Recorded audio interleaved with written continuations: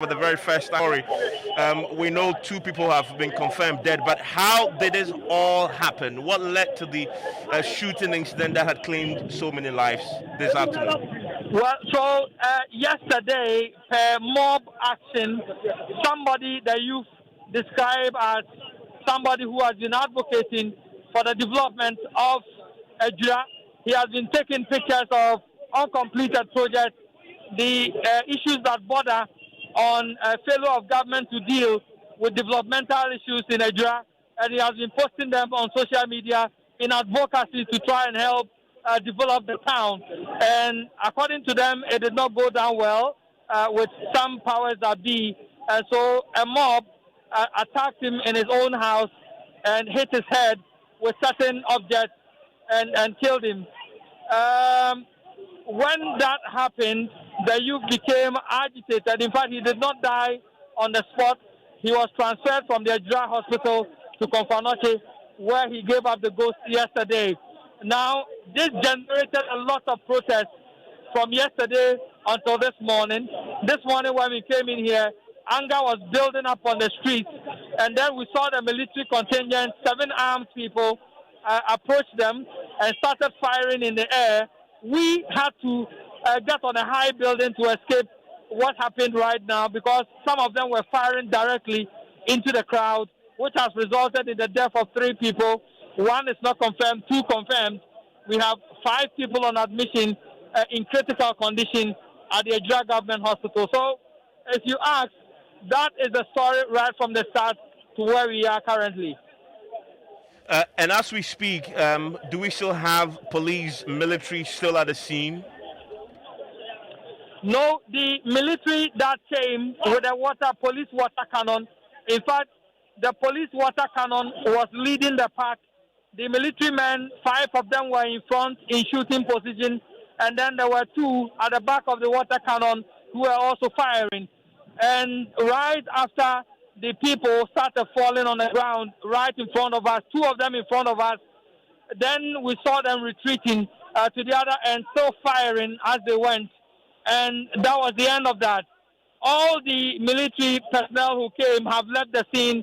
There are no police personnel on the streets, no security men on the streets. It's just the youth now, together with the women who have gathered in here. Some of them have collapsed already. 1 has just collapsed in front of me when they caught a glimpse of the bodies of the people who have died. So that is the exact situation currently on the streets of Ejura. And just to recap, as we've been speaking the last couple of hours, how many people have been confirmed dead and how many people injured? Come again, Evans. How many people have now been confirmed dead and how many injured? We can now confirm 2 dead, and their bodies have just been released. The families have taken it out for burial. 1, we are told, has died, but we have not been able to confirm that from the medical superintendent. But 6 are in critical condition at the moment, being attended to as we speak. Erastus, I could hear a lot of commotion around you, and from what I see on the footage on television, the youth there, a lot of them are holding clubs and some other implements, obviously upset and outraged as what is happening. Exactly. After the shooting, more of the youth came out in their numbers, holding all manner of implements, some with jackknives, some with machetes, some with clubs and other things, threatening that this is not the end of it. In fact, they do not want peace. That is why they've added the death toll. And so they are also going to fire guns and all that. They've been saying quite a number of things. Emotions have been high, anger and frustration on the side of the youth, threatening all manner of things. So yes, some of them, and many of them we've seen with knives, implements and other things after the shooting and even before the shooting as well. Okay, Erastus, stay with me. I want to. There's a Conti Hini of Ejura who is now having a conversation on television right now in the midst of the chaos. I want to take you now to listen to him give his own account of what has happened today.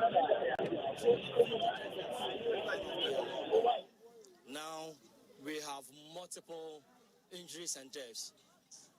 Just from the hospital, I witnessed 2 people dead and about 6, 8 or 9 people seriously injured. How do you feel at the moment? Very, very sad. Very, very sad. I'm on my way to the palace. You know, Ejura is also in a serious meeting with the powers that be so that we can find lasting solution to this problem. Once is there, I'm going to brief them as to what is on the ground. He's waiting for me and I'm going there right now. Can you repeat this for me? So you've been to the hospital. Let me know exactly. There are many conflicting accounts of how many people are dead. How many people can you confirm dead at the moment? My brother, from the medical superintendent, 2 people are dead. I saw 6 people injured, but as I was leaving, Motokin also brought about 3 people also injured. So we have about 9 people seriously injured now. But what is the nature of their injuries? I'm not a medical doctor, so I can't comment, but to them, it's very fatal. Fatal. You know, live bullet is dangerous. Was this what Nananom were expecting today? Not at all.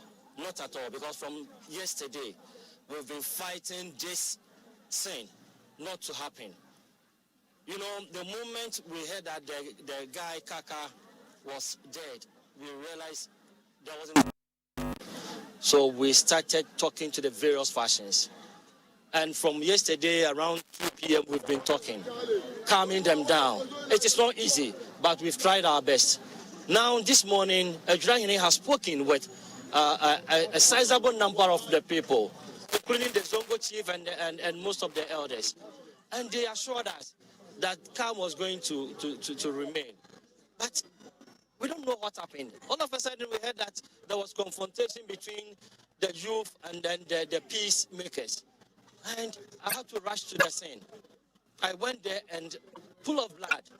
So I had to follow up to the hospital. And lo and behold, 2 dead, about 6 or 8 or 9 people also injured. I'm very sad. Who brought the military in? Obviously, it is music. Music, because of the escalation of the problem yesterday, they had to bring in the military to support. They came for peace, not to fight anybody. They came for peace. But are you surprised that they fired into the crowd? I'm very, very surprised. Very, very surprised. As I was heading towards the scene, I saw the police, the buffalo, the water cannon, spreading water. So I thought that was enough to scare them, to get them off. But just as I went past them, most of the people came running towards me. And they told me that about 4 people had been shot. So I said, then let me go with you to see what is happening there.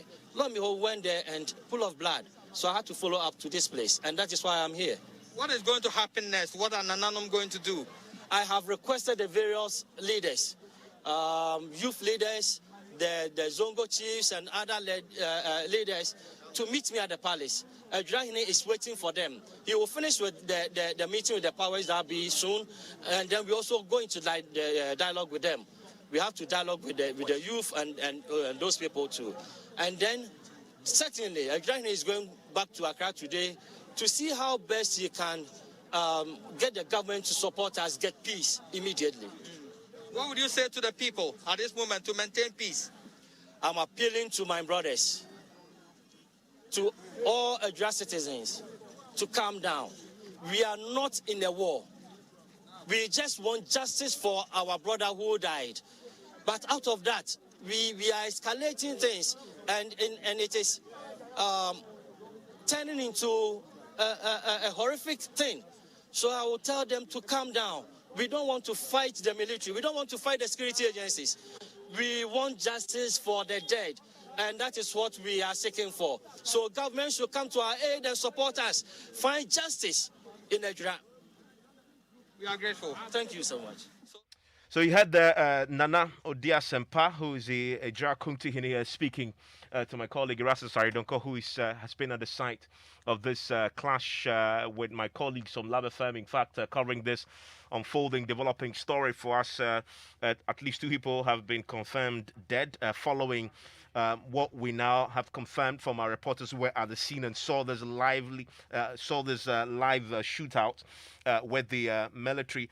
The military, we understand, had fired initially to disperse the crowd, but subsequently had fired directly into the crowd, leading to the injuries. 2 now confirmed dead as a result of that. In fact, we've seen live footage of this, of the military firing into the crowd. They have retreated now, but that has left in this wake 2 dead. And there are several more injured on admission at the hospital. We understand some in critical condition receiving treatment. This is happening this afternoon in Ashanti region, following what the police tell us is a mob attack on an ambush that was laid for a Fix the Country campaigner, Ibrahim Mohammed, who had been very critical of the government, who had been killed. We can now bring in Mr. Bamba, who is the MC for the area, the municipality in question, the Setre Dumase municipality, Mohammed Bamba, who joins us on the telephone line right now. He himself, of course, is the chairman of the Municipal Security Council. Mr. Bamba, thank you for your time here on Joy 99.7 FM. As in your capacity as the chairman of the Municipal Security Council, how many people have so far been killed as a result of the clash today? So far, we have confirmation that 2 people have been killed and others in critical condition at the Ejura Government Hospital. And we also know this happened because the military were called in and they fired into the crowd. Is that the briefing you've also been giving?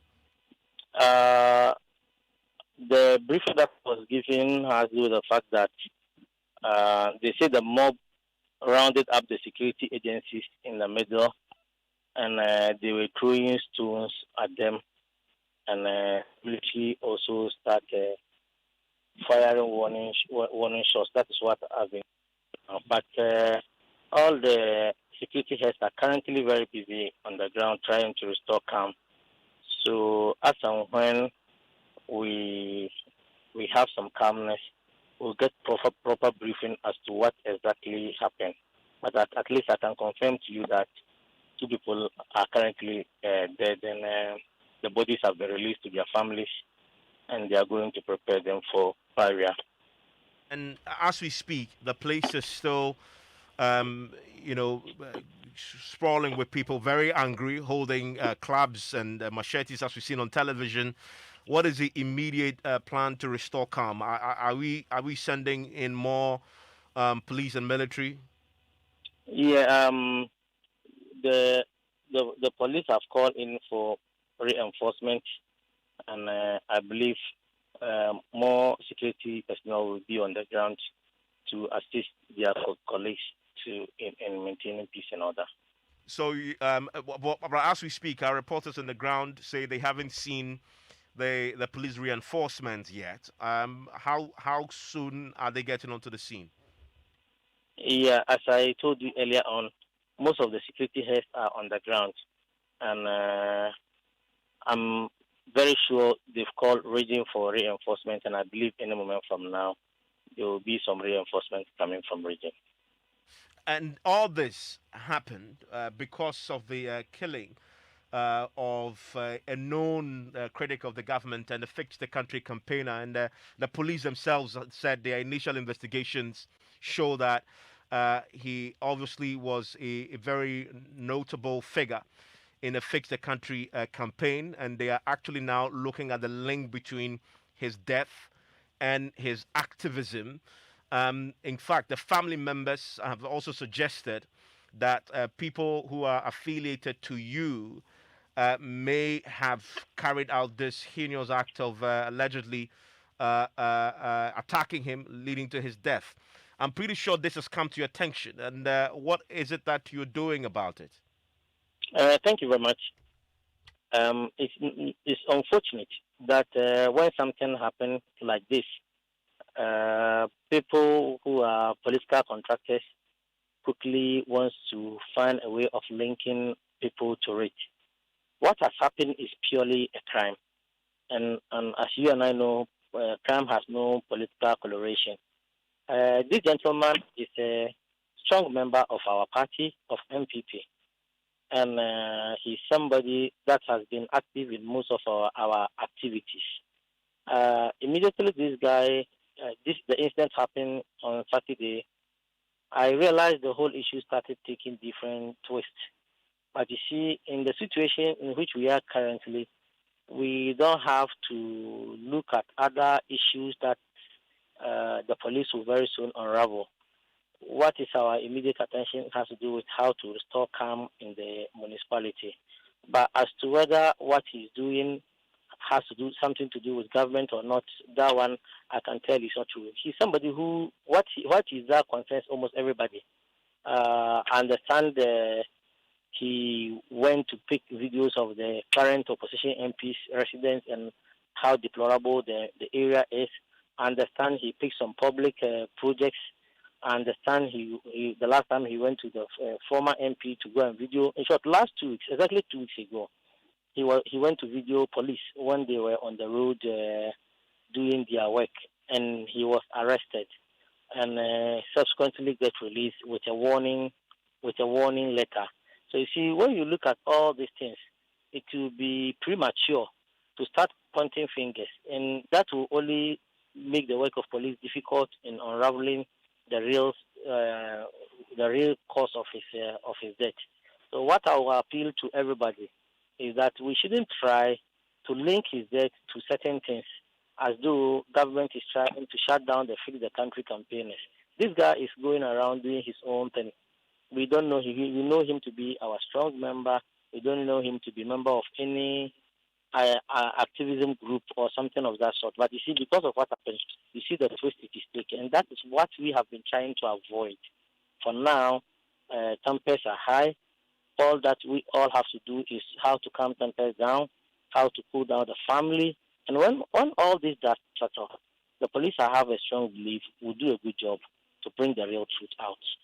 I mean, in the meantime, though, the police, and I'll play the police's own account shortly.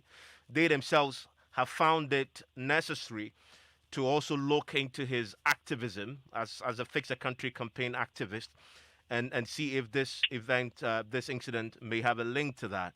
Seeing that some of your associates have been at least accused, and in your capacity as the MCE, as part of the investigations, you're willing to hand over anybody close to you who is at least accused in this matter so they can be properly investigated? You see, all that everybody is saying is speculative. All that everybody is saying. Myself, I happen to know about his activities when when this incident happened. And as I told you earlier on, what he's doing has nothing to do with only government. He is somebody who is doing things that people should know. Anything that he thinks should be exposed for people to know is something that he does.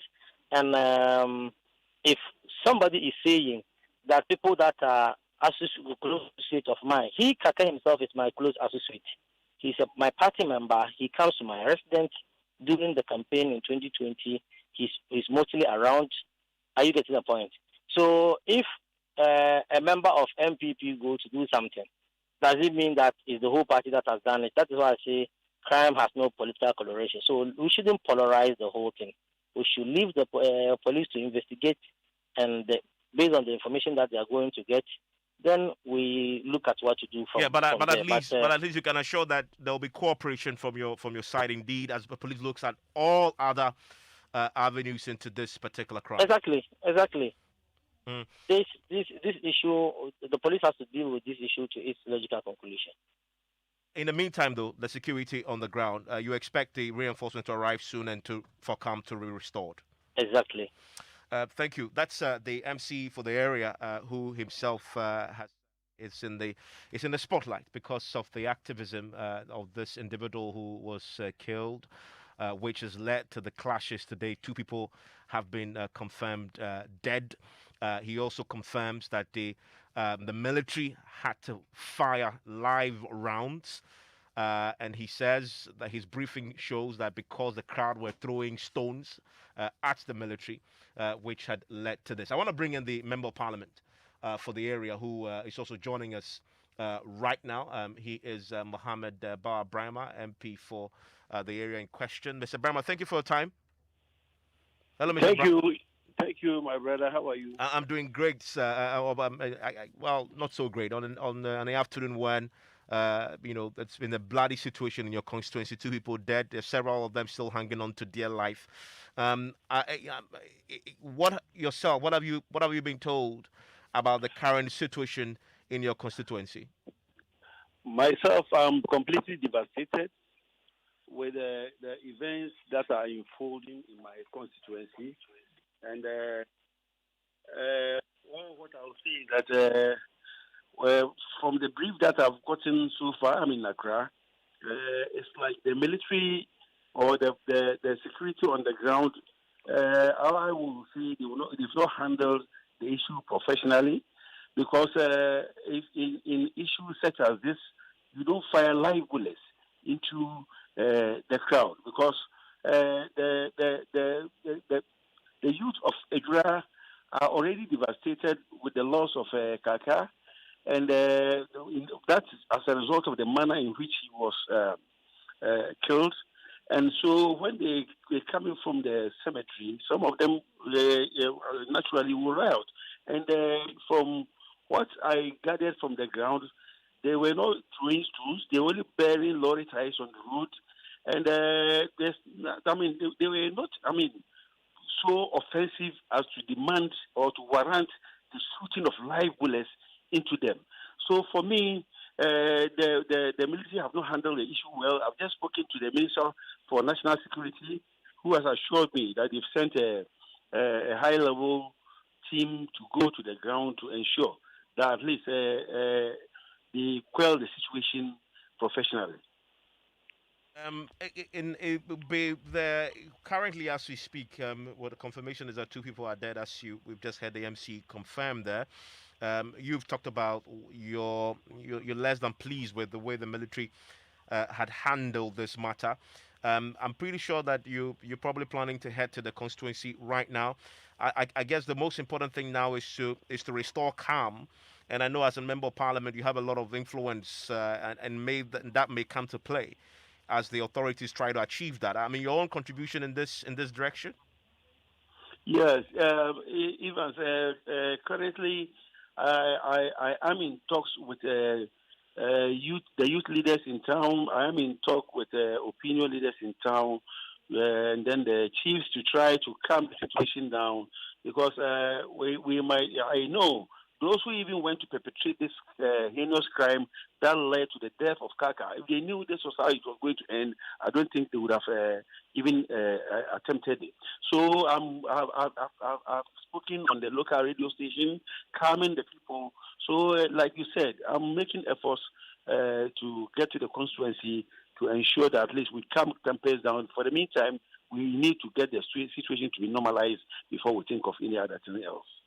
Thank you very much. That's a member of parliament for Ejura, Mohammed Bawa Brahma, who obviously is in Accra, but also adding his voice to the restoration of calm this afternoon in the Ejura and Ashanti region. I want to return to the scene of this unfolding chaos, bloody clash that has left 2 people dead. My colleague Erastus Saridonko is still there live for us. Erastus, when we last spoke to you, 2 people had died, but there were many others still in critical condition receiving treatment, and the crowd was still pretty much agitated. Some were wielding clubs, etc. What's the latest? Well, so let me just spoke to the hospital officials. They've not been able to clarify that the 6 were on admission, the critically injured. 2 of them were women whose relatives have died, and they collapsed on the spot. 4 are the ones who have sustained gunshot wounds and are in critical condition as we speak. In fact, one of them has been moved from the critical area to the ward. He's being stabilized as we speak. 2 are dead. Those are males in their early 20s, their bodies have just been released to the families. Early on, the families indicated that the hospital was demanding money before they give them the bodies. The medical superintendent has clarified that. He said no, they had to make some calls to the police because they could not just release the bodies like that. And the police have indicated they were not ready to come in at that particular moment. He can also control the crowd, and so he has to release the bodies. Nobody has demanded any money from anybody. And so as we speak, 2 dead, confirmed, 4 in critical condition with gunshot wounds, 2 were relatives who collapsed and are also responding to treatment here at the Ejura Government Hospital. As we speak, do we still have crowds milling around, still agitated? I must say a larger part of the crowd went with the release of the 2 bodies. And so we still have quite a sizable number of people gathered here in front of the hospital. Some of them are also on the streets of Ejura as well. The others we learn are going home to prepare the bodies for possible burial this afternoon. And after that, I'm also learning that the youth are going to meet to strategize on the next line of action. So that is the information we are taking on the ground at the moment. In Erastus, we are learning a bit more about one of the protesters who was shot, and we understand this happened right in front of our crew, including yourselves, and this individual was actually helping protect our news team. Tell us more about how this whole very unfortunate incident happened. I must confirm that with sadness because this is the gentleman who, when we initially came in, the crowd was very hostile. They wanted to attack our vehicle, and so he was the one who formed a ring around us with his hands. He's a tall, huge figure like that. Formed a ring around us and said, nobody's going to touch us. He now became more like a bodyguard who was taking us around. And in fact, when the military started firing in the air, we were right in front of them. And I signaled to all of them, including my camera technician, that I have a bad feeling that they were going to fire and we'll be caught in the shooting. So we should move to higher ground. But then at that point, I did not know where he moved. I thought he was following me, only to learn that he moved behind us, went and hid behind one of the pillars of a church which is close by, and he was struck by the bullet. It's a sad thing. I'm just seeing the picture that he's the one who was shot in front of us when we were reporting from the top of the building. Erastus, because you were there, you saw this with your own eyes. The MC had confirmed to us that indeed the armed military officers fired warning shots, also in reaction to the crowd throwing stones at them. What did you see in terms of how the military responded to whatever it is that the crowd is alleged to have, the way the crowd alleged to have acted? I wouldn't say it was a demonstration from the start without emotions and anger, because we were beneficiaries of the anger. Initially, they wanted to attack our vehicle, but after some time, this deceased person was able to help us. Some of them threw stones even before the police came. But then when the military came and they started shooting, the distance between them and the crowd at that particular moment was very wide. If anybody was even throwing a stone, it wouldn't have been able to hit them from that particular distance. So initially, they started by firing warning shots, and the people started retreating. We ourselves, we were close because we distanced ourselves from the crowd and we wanted to shoot them coming from a distance. We had to flee, and the crowd was retreating. Then we started seeing them fire more closer to the ground. So I told my people that we must move to higher ground because I'm afraid something might happen. Then some of the military men knelt down in shooting position and fired into the crowd. We witnessed that. And so I must say that there was a deliberate shooting into the crowd from where we were standing, we saw it. And Erastus, indeed, our cameras captured. In fact, I see one military officer in a crouched position with the rifle, targeting, eye level, and of course, appeared to be firing.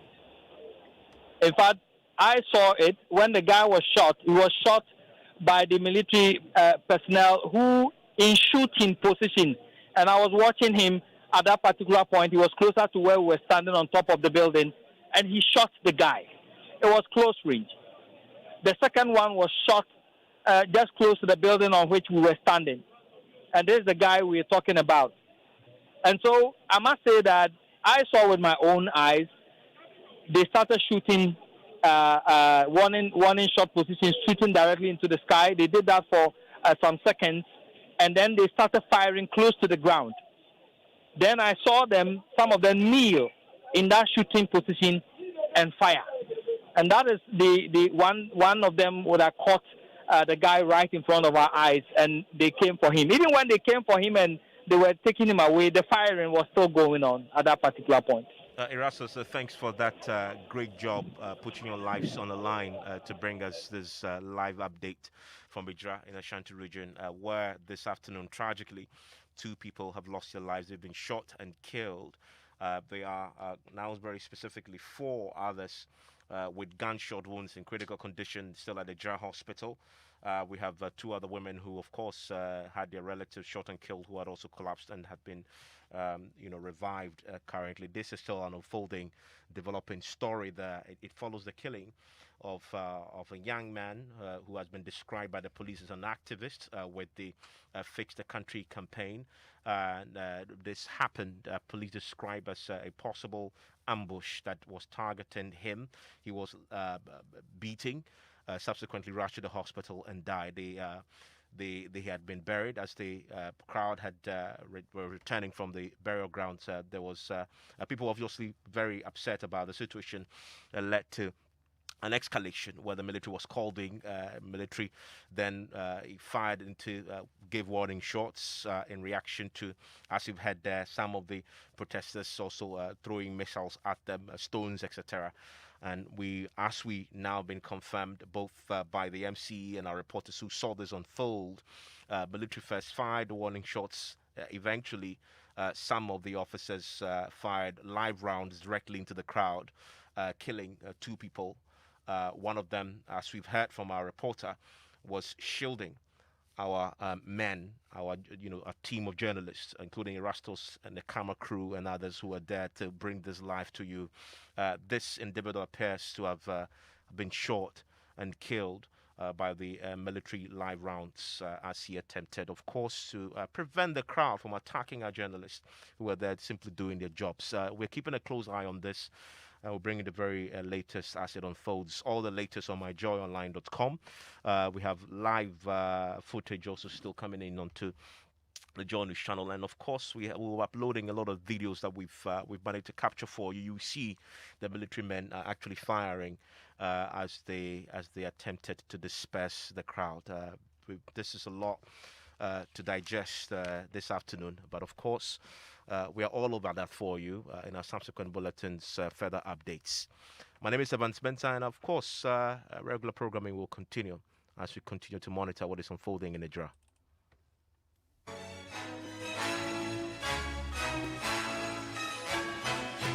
This is the Joy FM breaking news story. Hello, and welcome to constructionmat-gh.com. Your one-stop online market for everything construction. Whether you are a building contractor, project or facility manager, material supplier, land and property owner, or you are looking to build your dream house, constructionmat-gh.com is the best place to find all you need at best prices and optimum quality in just a click with ease and convenience. Visit www.constructionmat-gh.com to sign up now and start selling and start building. Construction Mat, your building partners. Hello, Ache. Hey, you missed though. Abi, I told you. George. Them catch some. Filikadochi. What happened? So he was talking to the woman at the back. Hello, Amma. Hello. If you want a story with laughter, love, and all the drama in between, catch Banks Chronicles on Roger Channel 118.